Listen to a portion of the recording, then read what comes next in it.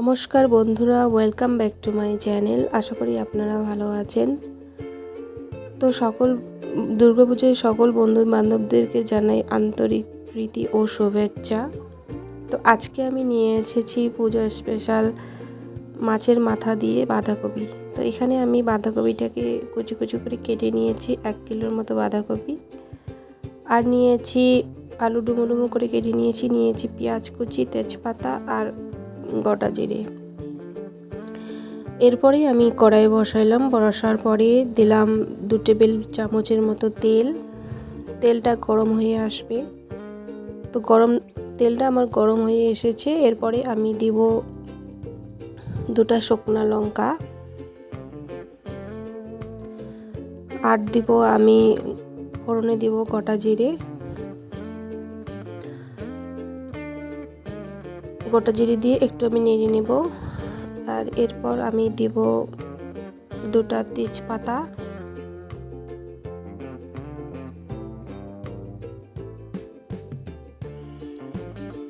দেওয়ার পরে এরপরে আমি দিব ডুমো ডুমো করে কেটে রাখা আলু। ফার্স্ট টাইম আমি মিডিয়াম টু লো ফ্লেমে রেখে আলুটাকে ভালোভাবে ভেজে নেব। এরপরে একটু সামান্য পরিমাণ আমি একটু লবণ দেব। লবণ দিয়ে আমি ভেজে নেব।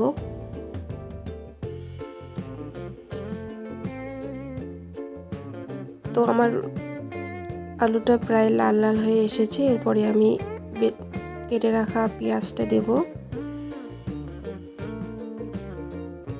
এখানে আমি বড় সাইজের একটা পেঁয়াজ কুচি করে কেটে নিয়েছি। তো পেঁয়াজটা দিয়ে আমি একটু নেড়ে নেব। নেড়ে নেওয়ার পরে এরপরে আমি দেব কুচানো বাঁধাকপি। একে একে পরে আমি সবগুলো বাঁধাকপিকে দিলাম।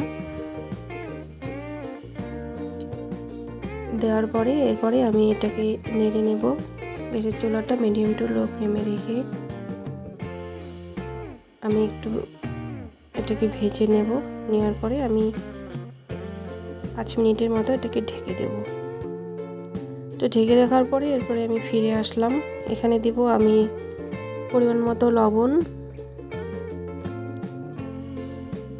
আর দিব হলুদ 1 চামচ ছোট চামচ দিয়ে, আর দেব গুঁড়া জিরা 1 চা চামচ ছোট চামচ দিয়ে, আর কালারের জন্য আমি দেব কাশ্মীরি লঙ্কা ছোট চামচ দিয়ে 1/2 চামচ। এরপরে আমি বেটে রাখার মশলাটা দেব। এখানে আমি নিয়েছি লঙ্কা আর আদা, আমি বাটনা বেটে নিয়েছি। সবগুলো মশলা আমার দেওয়া হয়ে এসেছে। এরপরে আমি এটাকে কষিয়ে নেব। একটু সময় নিয়ে বাঁধাকপিটাকে আমাকে কষিয়ে নিতে হবে। তো কষানোর পরে অনেকটা বাঁধাকপিটা হয়ে এসেছে। এরপরে একটু আমি আবার কষিয়ে নেব।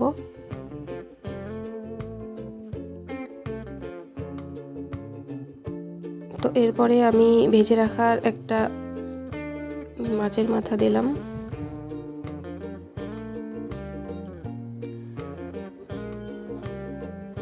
দিয়ে আমি এটাকে আবার কষিয়ে নেব। তো কষানো আমার হয়ে এসেছে। এরপরে হওয়ার আগে আমি ধনিয়া পাতা দেব। ধনিয়া পাতা দিয়ে আমি আরেকটু নেড়ে নেব।